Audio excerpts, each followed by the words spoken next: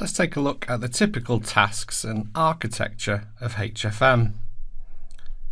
So in HFM you follow a typical task flow, for example for a monthly financial cycle.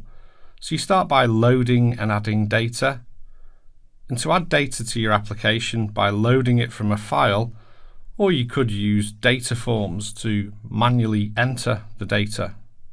You could also use FDME as a means of loading your actual data from your ledger system. But once you've loaded that data, be it manual or automated, you'll need to calculate. And you'll run calculations that will run rules to calculate the populated accounts. Bear in mind, HFM is full of hierarchies, and most of the chart of accounts is naturally populated by the hierarchical aggregation.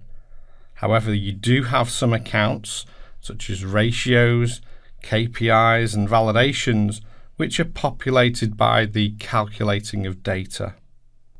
You can adjust data after you've calculated it, and you can adjust the data by using journals that give you a full audit trail of the adjustments. During the consolidation, currency translations take place. So after data for individual business units is entered and adjusted, you can translate and consolidate the data. You can approve the data before and after the data is consolidated, and you can submit the data for review and approval. So that's done using process control. You can lock the data after you receive the approval for the submitted data, and you might be locking the data in the form of promoting it up to a review level that you only have read access to, or it could be the administrator who's locking data for absolutely everything for month end. At the end, you can run and publish various financial reports against the finalized and approved data. So financial management uses multi-tier architecture that includes the client tier. You've also got the application tier and a database tier. So the client tier contains the user interface. We talk about the end users accessing HFM. They'll do that via a URL or the workspace that will provide them. The client tier would also have SmartView installed on their local machines.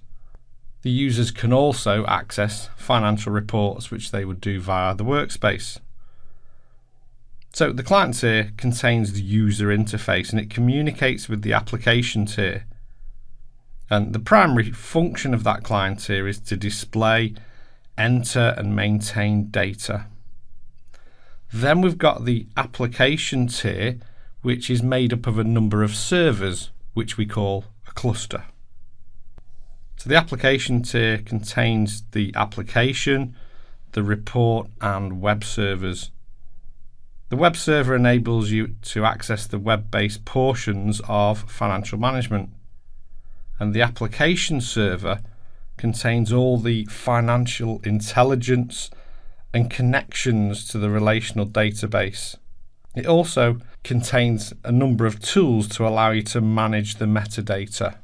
So we have a number of servers available. As all the users log into the workspace, HFM will automatically share the users evenly across those servers using what we call load balancing.